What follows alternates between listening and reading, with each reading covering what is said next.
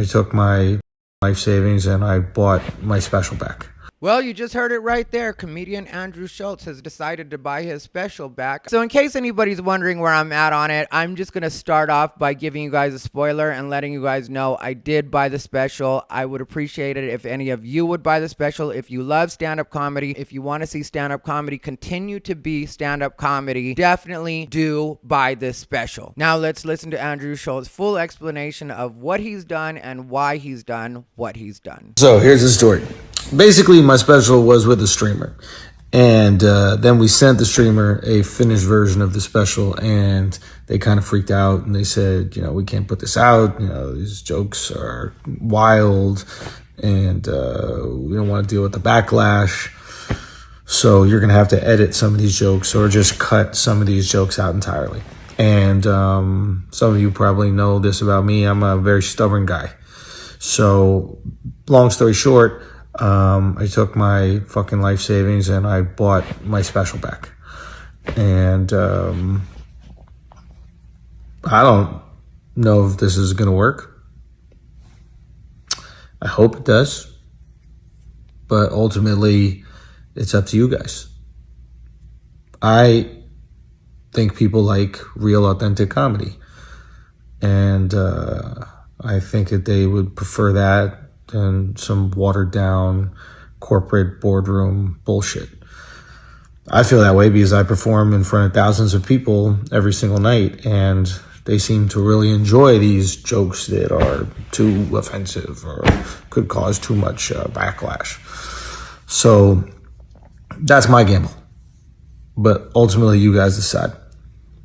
So I would really appreciate it if you guys spread the word, support me, and go to my website, theandrewschultz.com, and pre-order my new special, Infamous, right now. And yeah, that would mean the world to me. Thank you so much, and I can't wait for you guys to see it. Peace. There it was from the horse's mouth. In case anybody doesn't know, this is Rivera, the absolute best LGBTQ comedian in the world. Let me start by saying I personally do not know Andrew Schulz. We do have several mutual friends. I do respect him as a comedian. I'm not a devotee. I'm not a stan, but I do very much respect his decision to buy his special back and be able to say, this is what is my brand, and I don't want to tarnish that or water it down because this streaming service has decided that certain things I say are inappropriate. Cool. If it's inappropriate, I just won't stream it through you. I don't know what streaming service Andrew Schulz was working with, but what I've mentioned and been critical of is that Netflix has been putting out bad special after bad special. Even their compilations that are like a so-and-so presents, or there was an LGBT celebration not too long ago that was full of terrible comedy, and it's just everything that Netflix is putting out is subpar. Like I said, I don't know if it was Netflix that Andrew Schulz specifically was going to release with, but this is the way it works, and I'll just use Netflix as a generic name because in most cases people think about Netflix when they're thinking about streaming services. When I'm critical of the stand-up comedy on Netflix, it's not about the comedians. I'm not saying the comedians suck. It's the choices that Netflix makes and the way that Netflix will steer the comedians that makes it so that their set sucks. So I'm not saying that as comedians these people aren't good. Some of the comedians I actually know, and I've seen them do better material in clubs. I've seen them do better material at open mics. But then all of a sudden I see them on Netflix and they're doing the worst material. And I'm like, why are they doing this material? I don't know if Netflix is asking them to do their worst material or if it's because Netflix is worried about something offending somebody. And I don't blame the newer comics, the lesser known comics that do change their material in order to be on Netflix, because if they're offered this opportunity that's going to make them more money and get them where they want to go, then I definitely do understand that. And that's something I had to do back when I did my 2 performances for Comedy Central. Except for when I did Comedy Central, which was 2009 and 2013, I believe, were the 2 years that I shot for Comedy Central. That was before the politically correct wave, and things were definitely a lot more chill as far as any kind of trying to enforce political correctness. The main things they were looking for was me mentioning a brand brand that could get them sued or me mentioning a particular person that could come back on them. That's the stuff they were worried about back when I shot for Comedy Central. Since then, Comedy Central has obviously become more politically correct, and that's changed the way things work for certain people. So I don't blame other comedians for doing what they have to do to move their careers ahead, but I am thankful to comedians like Andrew Schulz that have the means and are able to be like, no, I'm not going to change what I do to satisfy you guys. I'm not going to water down my product and my brand so that you guys can still use me but not let me be me. Also, when you think about it from a comedian like Andrew Schulz's point of view, Andrew Schulz has made a lot of money and has a huge fan base. He performs for thousands of people a night. So if he's performing for thousands of people a night, this streaming service obviously wanted to capitalize on his name recognition. They wanted to be able to actually use his name in order to be able to sell something. Well, if you want to use his name to be able to sell something, but then you want him to do stuff that's off-brand for him or take out the things that are probably the most on-brand for him, then you're trying to have your cake and eat it too. Either you want the comedian or you don't want the comedian. Not you want the comedian, but you're still going to go ahead and try to censor what it is they do, ask them to cut out certain jokes. That's not the way comedy works. A lot of times when you're doing a set, you have things not only in a particular order, but you have particular jokes that you have put in because all together they paint the picture. A lot of times it is a bit of a story. A lot of times there is a thread that weaves through. So when you think about it that way, Andrew Schulz probably had a particular vision and a particular idea and a particular way that he wanted his special to come out. Trying to change that now makes it so you're not only having a watered down version of comedy, but you're also having a watered down version of Andrew Schulz, which Andrew Schulz, whether people like it or not, is a very well established brand within the comedy world. So when you ask him to change what it is he does